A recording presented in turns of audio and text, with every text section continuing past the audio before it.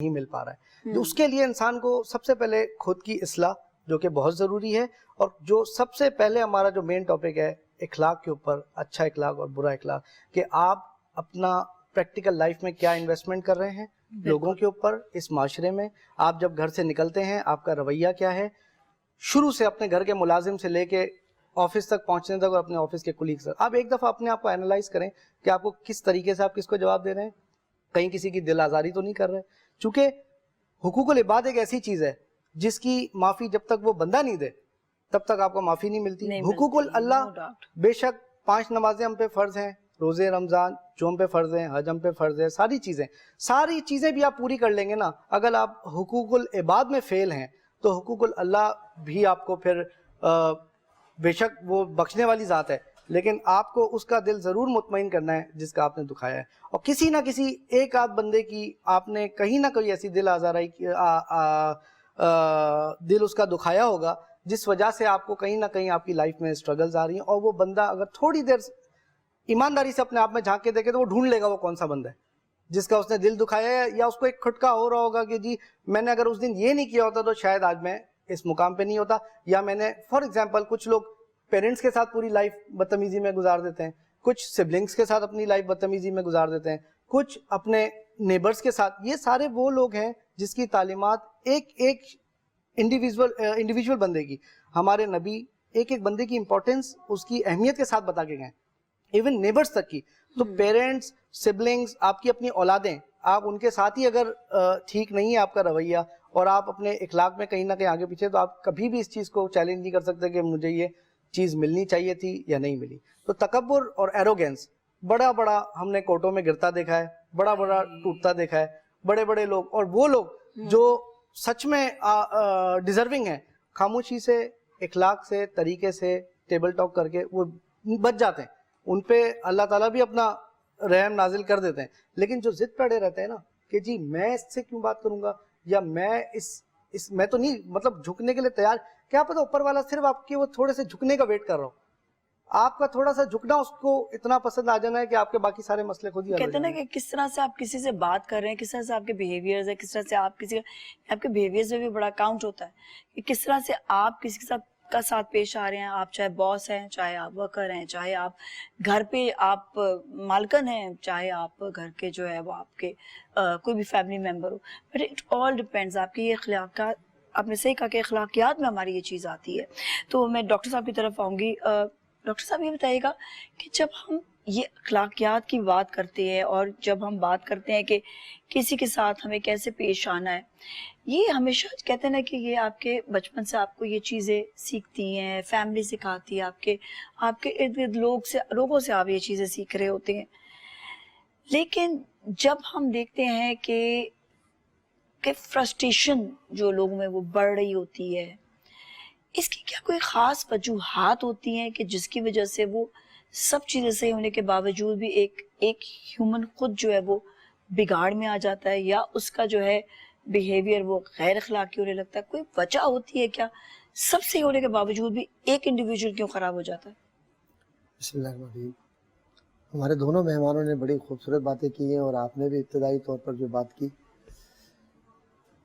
اصل میں کوئی بھی بات جو ہم سمجھنا چاہتے ہیں اس کے مختلف پہلو ہوتے ہیں.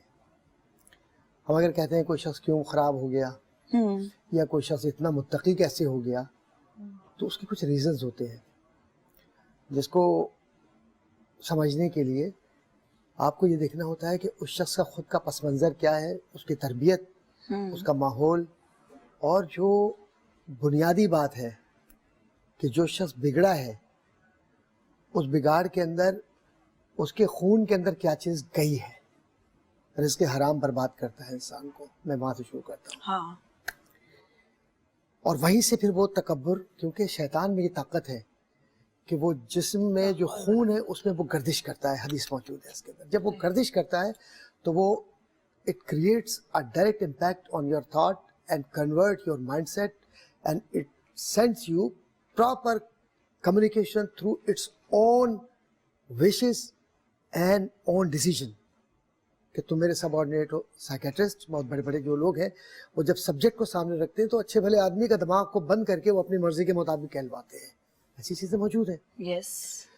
شیطان تو بہت اوپر ہے اپنی طاقت کے اعتبار سے, کیونکہ اس نے وعدہ کیا تھا کہ میں جو تیرے نیک بندے ہیں, جو بھی تجھ سے ماننے والے ہیں, میں انہیں ورغلاؤں گا. تو اللہ کہتا ہے کہ تو ورغلا کے دیکھ لے, جو میرے ہیں وہ میرے ہیں. تو یہاں سے وہ بات شروع ہوتی ہے کہ رویہ. حضور اکرم صلی اللہ علیہ وآلہ وسلم جب تشریف لائے جس معاشرے میں, اس معاشرے کی جو بنیاد ہے, جس کو آپ سول سوسائٹی کہتے ہیں اس زمانے کی, اس معاشرے کی بنیاد دو چیزوں پر تھی. جی جی. ایک وہ ایلیٹ کلاس جس کو آپ سول سوسائٹی میں اشرافیہ کہتے ہیں, اور دوسری مائٹ از رائٹ, طاقت کا استعمال. ان دو چیزوں نے اس پورے معاشرے کے اندر اخلاقیات کو باہر پھینک دیا تھا, اور خواہشات کو اپنی انا اور تکبر اور خود پرستی اور خود نوائی کے اندر اس طریقے سے کہہ دیا تھا کہ ابو جہل ہو, ابو لہب ہو, فلاں ہو, عتبہ ہو, فلاں, ان سب کو آپ اٹھا کر دیکھیں, یہ کوئی معمولی لوگ نہیں تھے. آج کے دور کے just you name any buddy who is a prominent personality from Pakistan, it may be more than that, کہ جن کا انفلوئنس ورلڈ وائڈ اس وقت آکاش سے لے کر یمن, سنا, فلاں فلاں سارے علاقوں میں ان کے بزنسز تھے, ان کے بڑے بڑے کاروبار تھے, ان کے نام تھے. اور یہ میزبان جب ہوا کرتے تھے تو روایت میں کہ 1,000 2,000 نہیں, 15,000 20,000 لوگوں کو یہ اونٹ کاٹ کاٹ کے کھلایا کرتے تھے. اتنے انفلوئنشل لوگ تھے. اور جب تکبر آیا مزاج کے اندر, نبی اکرم صلی اللہ علیہ وآلہ وسلم نے فرمایا کہ سنو, تمہارا اسٹیٹس کچھ بھی ہو, لیکن رب کے سامنے ہر وہ شخص جو رب کی بات مانتا ہے اسی کا اسٹیٹس ہے, بقیہ کسی کا اسٹیٹس نہیں ہے سوسائٹی میں. تو کنفرنٹریشن کیوں تھی؟ کنفرنٹریشن اس بنیاد پر تھی کہ انہوں نے وہ اخلاقی ضابطے چھوڑ دیے تھے جو تربیت کے تھے, جو حضرت اسماعیل علیہ السلام, ابراہیم علیہ السلام اور پھر نسلوں کے اندر عرب کے آ رہے تھے, وہ اس کو اٹھا کے باہر پھینک دیا. اسی لیے تو حضور نے فرمایا تھا نا کہ وہ استمم مکارم الاخلاق, میں تمہارے درمیان اخلاق کو مکمل کرنے کے لیے, تکمیل کرنے کے لیے بھیجا گیا ہوں. کوئی دیوانہ تم سے بات کرے تب بھی میں مسکراتا ہوا بات کروں گا, کوئی دشمن طائف میں پتھر پھینکے تب بھی میں اس کو دعا دوں گا, خانہ کعبہ کے فتح کا وقت ہو تب بھی میں سر جھکا کر رب کی حمد و ثنا کروں گا, کوئی یتیم بچہ سامنے سے گزرے اسے میں گلے لگا لوں گا, کوئی ضرورت مند مجھے پکارے میں آدھی رات کو اس کے لیے اسی طرح کھڑا ہوں گا جیسے اپنے خون کے لیے, قریش کے لیے کھڑا ہوتا ہوں. تو اللہ کے نبی صلی اللہ علیہ وسلم نے جو اخلاقیات کا معیار قائم کیا, اسی لیے قرآن کریم میں ارشاد ہوا وَقُولُوا لِلنَّاسِ حُسْنًا, اور لوگوں سے اچھی طرح بات کرو. آج ہم اچھی طرح بات کب کرتے ہیں؟ جب ہمارا کوئی مفاد ہوتا ہے, جب ہماری کوئی خواہش ہوتی ہے. بچیوں سے شادیاں ہوتی ہیں, زمین آسمان کی تعریفیں کر کے ان بچیوں کو آپ بیاہ کر لے جاتے ہیں, اور جہاں آپ کا مفاد پورا نہیں ہوا اس خاندان سے, یا کہیں آپ کا مفاد ٹکرایا, جب خلا کے مقدمے میں آپ جاتے ہیں تو اس وقت, یا طلاق کے مقدمے میں جاتے ہیں اس وقت, اس بچی کے ساتھ کیا ہوتا ہے وکیل صاحب کو معلوم ہے, میں نے بھی لاء کیا ہوا ہے, میں بھی لاء کا گریجویٹ ہوں, مجھے اتنا پتا ہے کہ کیا میں بات کر رہا ہوں. وہ الزامات اور ایسے قیامت کے, وہ بچی پوری زندگی کے لیے ٹراما میں چلی جاتی ہے.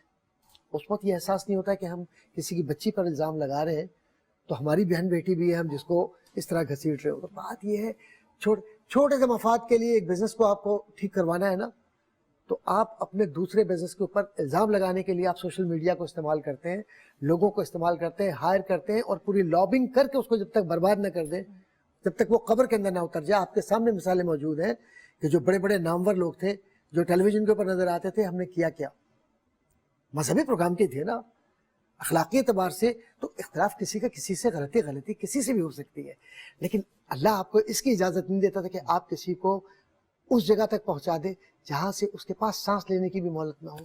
اگر ہمارے اخلاقی رویے یہ ہے تو پھر ہم بیہیویئرل تھراپی کے اندر جا کر, بقول ڈیوڈ اسٹن بہت بڑا تھراپسٹ ہے, وہ کہتا ہے کہ زیادہ تر وہ لوگ کہ جن کے ساتھ ذہنی پریشانی ہوتی ہے, اینزائٹی ہوتی ہے, ڈپریشن ہوتا ہے, یا خودکشی کی طرف جاتے ہیں,